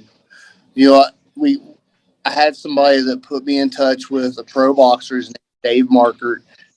He was teaching boxing out of the basement where he worked at a physical therapy place, and he thought, and a friend of mine that was one of my blue belts thought that it'd be a good place for me to teach jiu-jitsu out of, and he never charged for boxing. So since there's no overhead, I never charged for jiu-jitsu there. With that being said, I have Dave trains. I have 3 or 4 other guys that come through and train. But what I've noticed is when you take the value, that monetary value out of jiu-jitsu that people, they feel guilty when they don't come, that they can always think, well, I'll just go next week. I'll just go tomorrow. I'll just go in a couple weeks and it'll be okay. It's not like I'm losing anything by not going because I'm not paying to go. And, you know, it puts me in a position where it's like, well, gosh, people don't want to be here, then I don't want to be here either. And, you know, then I'm kind of stuck without training partners, and it kind of sucks. Yeah. No, and it's a true state. You and I briefly talked about that, and Gary, you can give your take on it, but it's and people will not get it. I've had all through the years, I've had every kind of person at the gym, and so have you guys, right? And I remember like there would be a guy that took morning class all the time, and it was like a cheap price, let's say $50 a month. I don't know. But he always would bitch, always. And he'd be like, why does this cost $50? There's not $50 worth of this in this. Like always. He had like a thing, right? And I'd have to argue with him. I'm like, dude, you see this giant building I have? I got to pay for it. You know, like then on top of all that, you're paying for the instructor's time and their efforts and, you know, all that stuff. So we'd always argue, right? But people don't really get to, you know, that's one thing, right? They're because you have people and then you try to help them out. Every time I've ever helped somebody out, those are the first people to screw me, right? So if somebody came to me and they're like, man, like I really want to be here, but I don't have money. Can you help me out? Because we get that all the time too, right? And I would love to help people out, and I do. Inevitably, I mean, there's let's say 90% of the time, if not higher, those people are the ones that they say have no money. You end up getting mad because you look on Facebook and they're partying all week and are like, look at this new car I just bought. And then I start getting mad. I start getting jealous in a way, right? Because I'm like, you told me you had no money. I see in this new car, their thought process is, yeah, but this new car, I need this to drive. Like we're just on two different things, right? So it's way better off if you just up front say, okay, I know you don't have any money. Just come back when you do. Then it's up to that person, right? Like then we can all stay friends because like also inevitably that's how the people end up not being friends anymore because I'm pissed because you're driving a new car. You're pissed at me because you're saying, well, I need this car to go to work. How can you be mad at me? You know what I mean? Like, and both people are right, but it comes down to the thing. You didn't value this and you should value it. If you valued it, we'd have no problem. And again, like it was another thing that Marcelo had told me way back when. He said, you know, look, man, if they have to cut grass to be here, they're going to value it far more than if you just let them, right? And even sometimes letting somebody just mop the mats, which is a big deal. That's better than nothing, right? And I do that with kids, like because there's a lot of times the kids that Absolutely. there would be kids that maybe their parents don't have no money, right? And they want to be there, and then their parents aren't going to give them money. And I'll say, hey, well, here's the deal, because it's the same thing. Those kids in the past, I've let them come, and they're the ones that tore the water bottles laying everywhere just because they don't value the thing. But if they're putting in some effort and have to clean, now they value it. They're going to protect the gym. That's all you want, right? Like I'm still going to give all the thing. I just don't want you to tear up and devalue what I've got. So you're exactly right. It's a weird scenario. It doesn't make sense maybe for an outsider to say like, what do you mean? If I could go free, I'd go all the time. Well, no, you wouldn't, because you're not invested in it. Right. Right. You have to be invested in it. Just like you made a great point, just like a gym. Like we all feel guilty. I got a Planet Fitness membership. The only reason, which is a great business model for them, it charges like 10 or $20. So nobody gives a shit and it rides for years. Right. Right. But even that one, like it rides long enough to where I know it's still $20, but I'm like, man, I should go sometime. And then it makes me go every now and then. Like at least go and lay in the tanning bed or something. Like I need to get my value out of this thing. Too lazy to work out, but I'll go do that, you know. But the same thing. They've got me invested, so I'm gonna go. Otherwise, I've probably never been there again. Right. And maybe that's going to be the future. Maybe we should do that at jiu-jitsu gym. Charge everybody $10. They never show up, but they stay hooked on for the rest of their life. Maybe that's the new. They feel okay with that $10 investment in the gym. They never want to cancel the membership. Yeah, because they're like, I might go. It's just $10. Like I don't care. It's not like $50 where I need to cancel this so I can buy Christmas presents. Right? It's a different thing. But have you ran into that, Gary? Like you've run gyms for years now. I mean, what's your I'm the worst guy to ask because, and now I'm going to say something that'll probably be taken advantage of is I don't ask for money. Like everybody, there's a price and everybody knows the price. And I would appreciate if everybody paid the price. But if they don't, they don't. I'm not going to ask you for money. I'm not going to beg. The gym's not going to change other than the fact if people stop showing, then we have to close, right? Jiu-jitsu, like running, honestly, like the idea of running a business for me was just to make sure that I got to spend more time with my kid. And then outside of that, like, you know, part of me coming to you, Butch, was I was kind of in this limbo, and I was kind of like looking for a place to train under and a team to be a part of. And before that, it was just like, man, I just need training partners. Not unlike George, it was like I need training partners, and if they pay, they pay. If they don't, they don't. But I just need somebody to train with.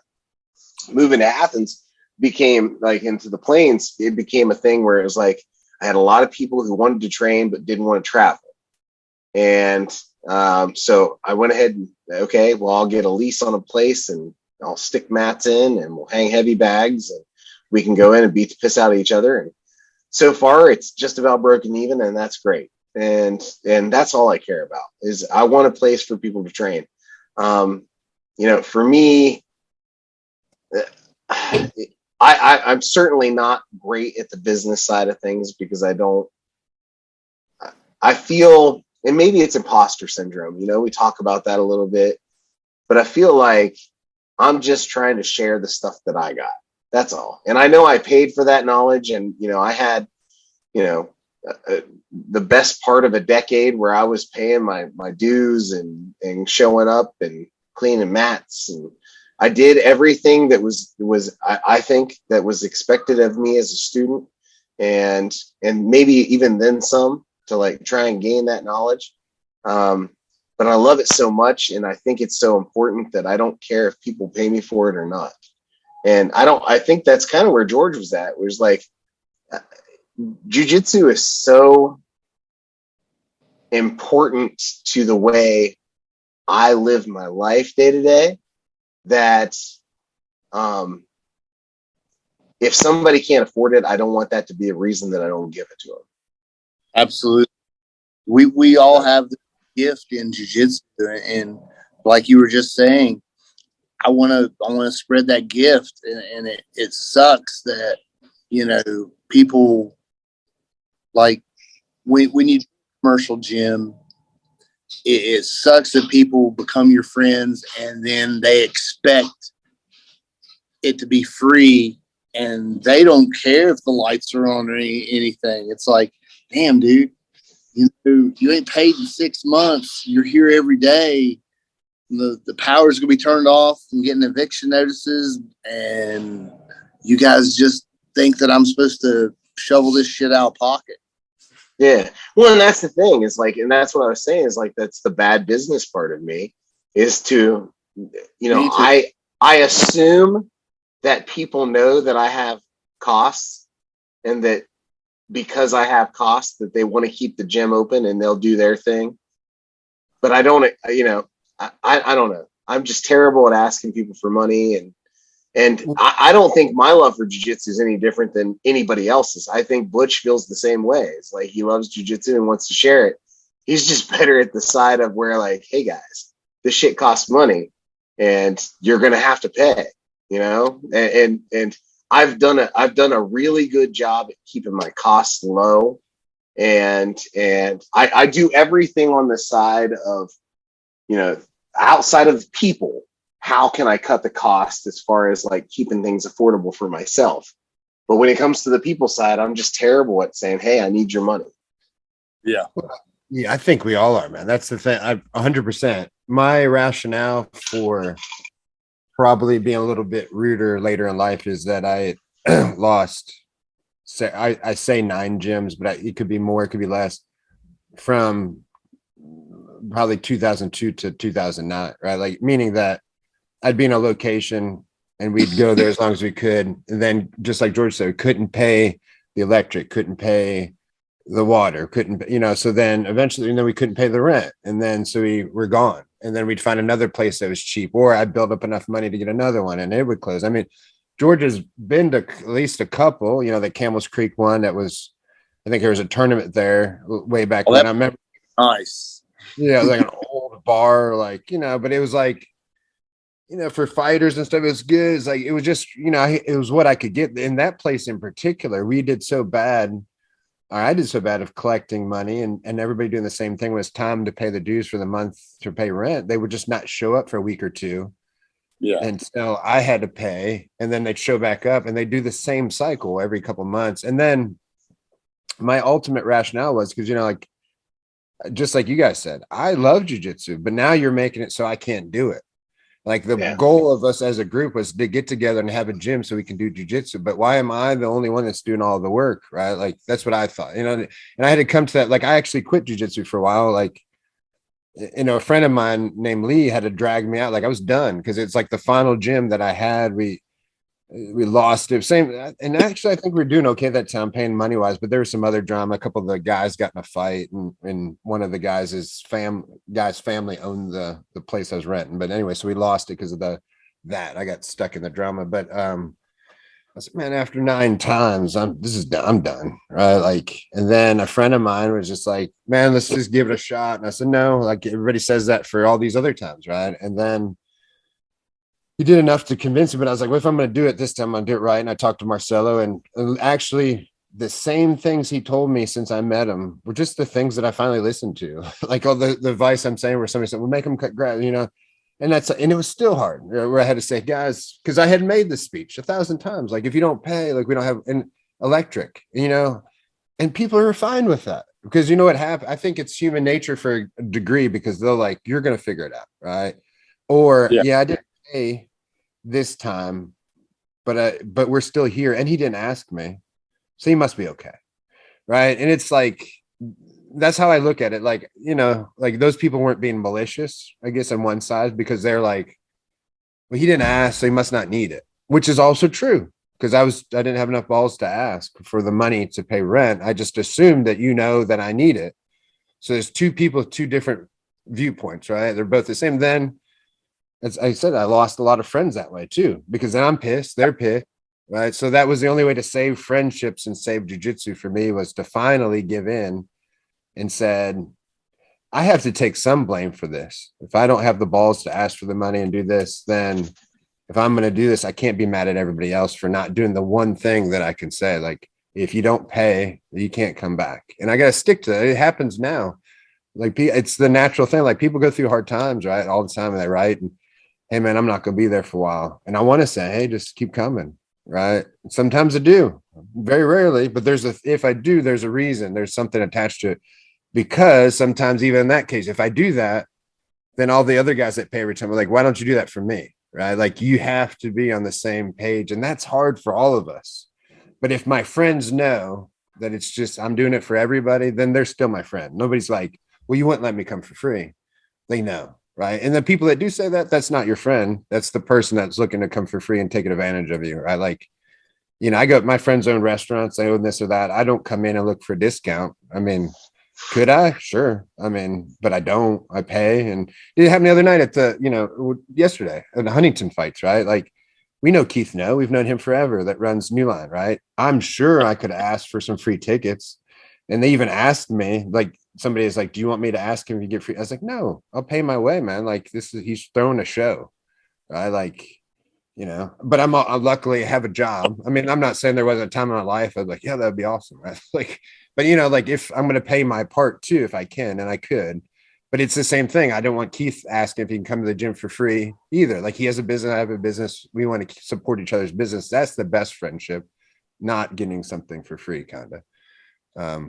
So yeah, it's tough, and it helps people to hear us talk about this, because you don't know how tough it is for us. Like, Yeah, they have no clue. no, none of us.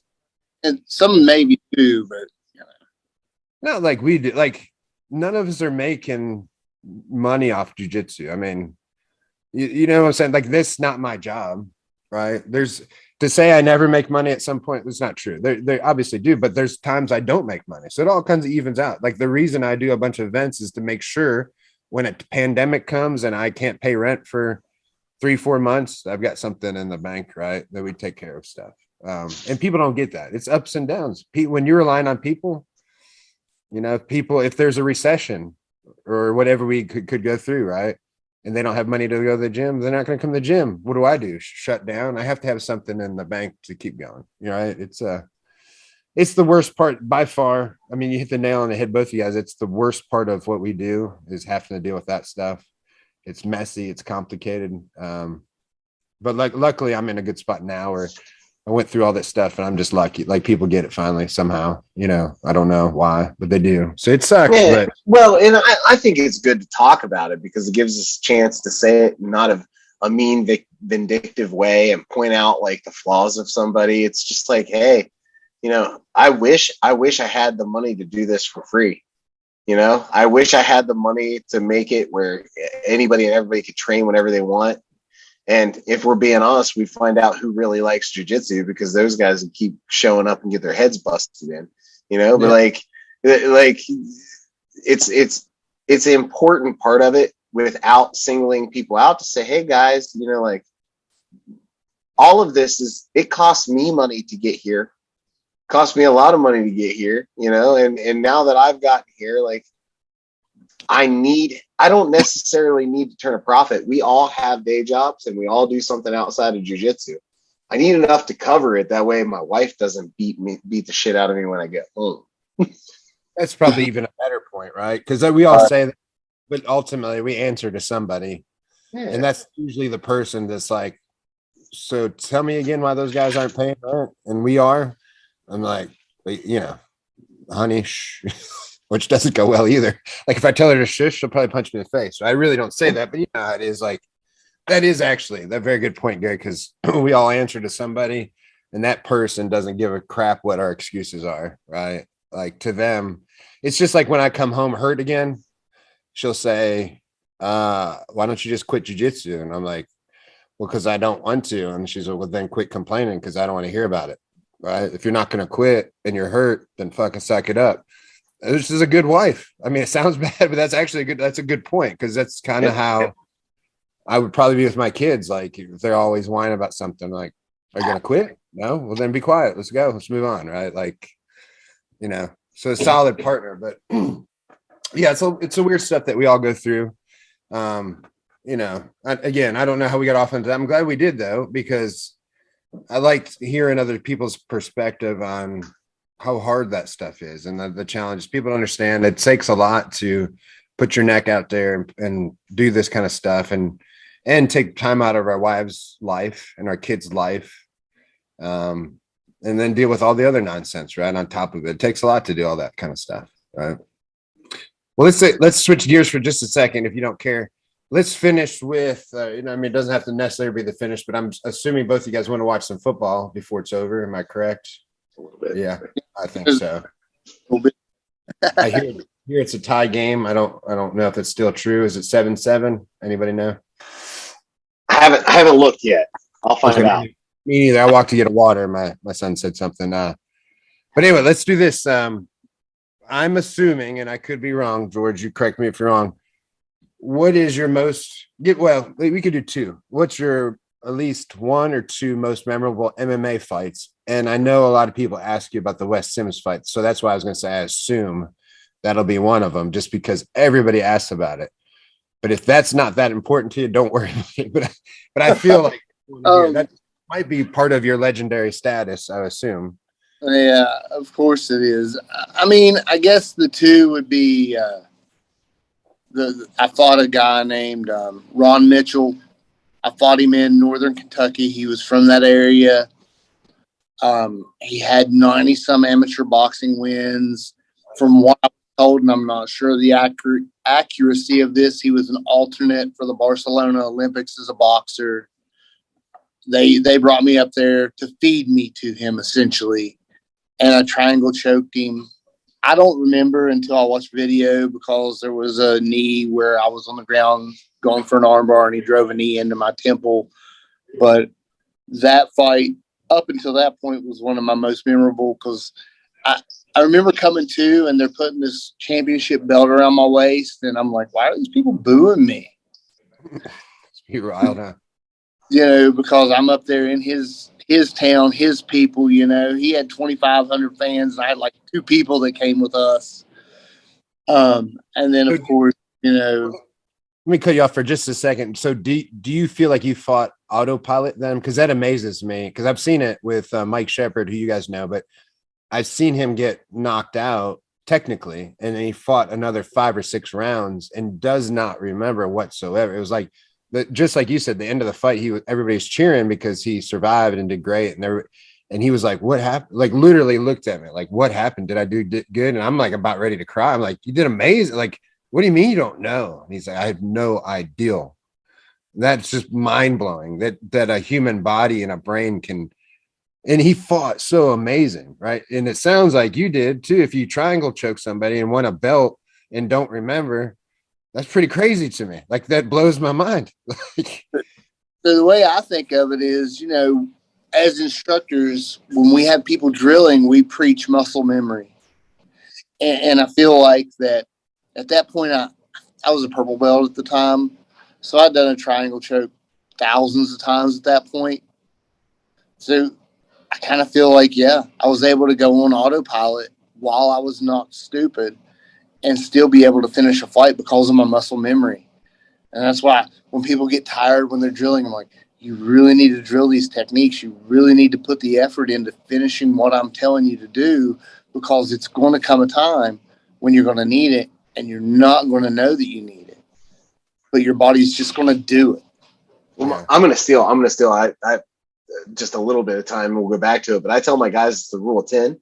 The first 10 times you do it, you suck at it. I don't care if it's writing your name, you're driving your car, you're tying your shoes, you're terrible. First 10 times. You do it 100 times, kind of looks like you know what you're doing. Okay, he understands it. Do it 1,000 times. Well, now you're starting to get the hang of it. 10,000 times, you're a master of it, right? And it's getting those repetitions so you don't have to think. When you tie your shoes, you don't think about tying your shoes, you just tie them. When you write your name, you don't think about writing your name, you just write it. You want your triangle choke to be a triangle choke that you do just because you do it. You don't think about it. Yeah. It's amazing. I mean, seriously, I don't care how much we talk about it. When I actually see it in practice, fucking crazy. You know what I'm saying? Like, crazy. I mean, it's like the human potential. I mean, I'm probably hung up on it, but anyway, I am amazed by that. So, and it makes me happy to speak to another person that went through that. Like, and George is like, whatever, but like, it's me. Like, I'm telling you, when I saw Mike Shepard do it, I was cornering him.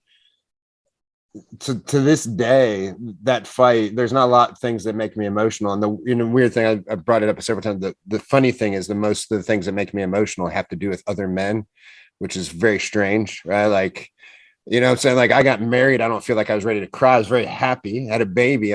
Maybe I was ready to cry then. I mean, I was very happy, but it's just something. And here's the other difference. So, like, if my wife hear this, she'll say it's like, well, that's sad. But probably the other I didn't have to give a speech. Like, the baby didn't come out, and I didn't have to hold the baby and say, well, people, let me tell you about, what I mean? Like, to speak, like, the day I met your mom, like, if I had to do that, maybe that's the difference. Because that is the other thing, is like, when all these things happen, then you have to give words, and that's the worst, right? But I'm saying, when Mike said that to me in the ring, like, I don't know what happened, and it just dawned on me, there's this guy fought amazing for however many rounds it was, and it was so spectacular, and the way the crowd was acting, because I mean, it was a real rocky fight. And I won't get into the details, but I will tell you, one part of it is he literally got knocked out of the ring, got knocked down and basically out, where it was a fight in Glenville, where he's basically a hometown person. Had it not been in Glenville, that fight should have been stopped properly. Probably. I didn't think so at the time, but looking back, for fighter safety, I can't believe they kept letting him fight, right? But literally knocked out of the ring. I did not even know that you could. It makes sense now. I get it now, but I didn't even know you couldn't touch the fighter. Like, I ran over to help him up, and luckily the referee was like, if you touch him, he's disqualified. Like, had he not said it, me and some other people are helping him up, and we didn't. So he literally crawled back in the ring, just like a Rocky movie, on the count of 9, stood up, and then continued, then won the rest of the round. And like, maybe most of the rest of the fight, he just happened to get knocked down like 3 times before that. So he couldn't really win. He was getting throttled before that, but something like clicked. Anyway, a most amazing thing I've ever seen. And then to hear you say that, George, is fucking amazing. It's amazing to me. So that is a great story. I mean, because look, I'm already happy, and I wasn't even there. So Go ahead. I'm sorry. The funny thing about mine is it was Rich Franklin's brother, Greg Franklin, was the referee for that fight. Yeah. And late, it was probably several months later, I was talking to him. I was like, why didn't you stop that? I was not stupid. He was like, because I knew how tough you are. Which is And nice. point, it was already known that I was a tough SOB throughout MMA and through jiu-jitsu because, and I might be wrong because I don't remember, ever losing a match between blue and purple belt. I was pretty flipping tough during those levels. White belt, had a rough time. Beginning of brown belt, I had a rough time. But blue and purple, I just remember destroying everybody, and everybody just thought that I was tough and mean, and he let me continue when most people probably wouldn't have got that opportunity to continue after getting elbow or getting kneed in the temple, laying on the ground trying an armbar. Yeah. And then, with Wes, it was, just old school, take them down, grind them out, finish an armbar. Was just what it was. People cheering for Wes, and then the place got quiet because this little old fat guy from Southern West Virginia armbarred their big bad UFC. Yeah, and that's it. Like we assume for people that don't know, and we assume most people are going to know who Wes Sims is or whatever. But if you don't know, Wes, he was in the UFC for sure, and I mean that by saying like that was a big deal. But what was a bigger deal? I mean, he had some epic wars with Frank Mir, who went on to be the heavyweight champion, and had also epic fights with Minotauro and Brock Lesnar and on, right? Like Frank Mir is a legend, and Wes Sims gave him everything he could handle. And on top of that, they had some of the most epic fights. I believe he bit Frank Mir on the chest. I know that Frank Mir had him in an arm triangle, and this is back before Nate Diaz flipped the fingers. But, when they're like, are you okay? He literally gave him the finger. I'm saying in an arm triangle. So that made him instant legendary status and again, he had wars with Frank Mir. I like as a UFC fighter, I wouldn't say he was one of the best fighters, right?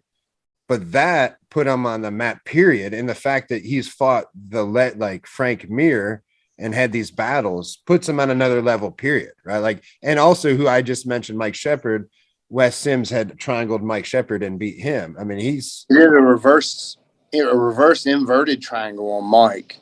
Yeah, and Wes, for people to know, is what, 6'9"? At least. I'm 5'9". He was at least a foot taller than me. Yeah, so that adds to it too, because you're probably right. Listen, when a lot of people don't know this either. We do, obviously, and that's happened to you. Obviously, the two fights you mentioned, you 100% were brought to lose. Oh right? yeah, it is what it is, right?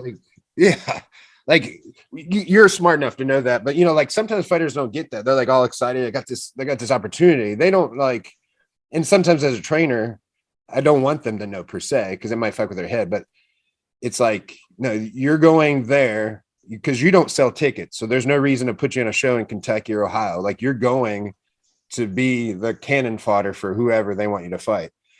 Yeah. The only way that it's good for you is if you win, because most people don't travel well, meaning you're not going to bring a bunch of people. They're not going to see the fight. But in your case, for both of those, you beat a guy that had a billion boxing matches that was probably going to, try to do something, and Wes Sims, who did something and was probably trying to throw like a special fight for his hometown people, right? I mean, the Monday after I fought him, his "Where Are They Now" came out on UFC Fight Pass. Oh, really? That fight was supposed to be his upward trajectory to get back to Bellator or the UFC or even one over in Asia. That was supposed to be what got him back, I believe. And I don't know that for sure, but you don't fight on a Saturday and something come out on UFC Fight Pass the next Monday for no reason. Yeah. No, we've been a part of the same kind of thing with other. I remember We mentioned Greg Franklin, but ours was, we went to Ohio, and and Rich Franklin was the ref. But it was funny because Monty Cox, like he was the manager for all the Iowa guys, everybody, but he was there. And the guy that we fought, again, same thing, he was brought to lose, and that guy was going on the Ultimate Fighter, right? And they had Rich reffing. They were filming it for Tap Out. Used to have a show on something back when all were live. It was taped. And we really rained on that parade. It was not good. I mean, it was bad. I remember even in the after fight, they were very gracious in a weird way, but I just remember them like, fucking you just fucked our life up. And then they were like, but you did a great job. But then they would say something else like, F you, and like, but good job. They basically were just like, get out of her face. Like, it is what it is. And I remember actually one of them yelling at the matchmaker, like, why did you do this? Right. And he's like, because I was like, I don't want to hear this, because I don't want to even get in a fight. Because I'm sure he was like, well, I thought they sucked, and I'm like, I don't want to hear that. Like, I'm saying, like, Right. We're gonna, right. So I was like, let's just get out of here while we can. But to the greatest thing, I will say this is that I've always had, and I just want to mention it has zero kind of to do with that, but Rich as a ref was very gracious and very nice to us. Oh yeah. I think that was his training partner. And he actually, I remember at one point, our guy got kicked in the balls and it was trying to tough it out. And Rich made him sit down for 5 minutes, which probably gave our fighter enough time to also, he was getting gassed. I think the nerves were getting to him. That calmed him down, and he went out and got a knee bar and won. But it was like, that's Rich's training part. They could have did everything to screw us in that moment, and they were not. They were very professional. We just rained on the parade, which makes you happy, and those guys are awesome too. So we're thankful for the opportunity. But yeah, it's crazy how that stuff works, man. And those are good story, like that's great stuff that you'll have to say. And like, I mean, it's like in your case, right? Like, I think that's why everybody talks about the Rich Franklin fight, like, cause it's mostly people we know that grew up in that era. They know like what he's done. Like my wife's first fights were not with Wes Sims, but at least with her watching Frank Mir beat Brock Lesnar. She was like a Brock Lesnar, like everybody, like those average fan, like Brock Lesnar. Right. And the fact that goes through the who's who of people is even in jiu-jitsu, like Frank Mir snapping Minotaur's arm, like all that combined, right, and you're part of that in a way, right? Like it's the whole 5 degrees from whatever stuff. It's kind of crazy. Yeah. And so, and that's what when we started this off, I think that's what I think people mean by you're a legend, right? Which is a good compliment.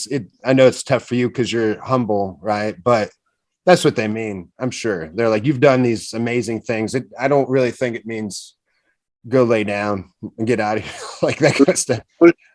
And this is what I tell people is, okay, I was able to do these things. You can do them too. It's it just takes time and effort and a little bit of dedication to what you want to be. Yeah. Well, and that's a great way to end it. What do you think, Gary?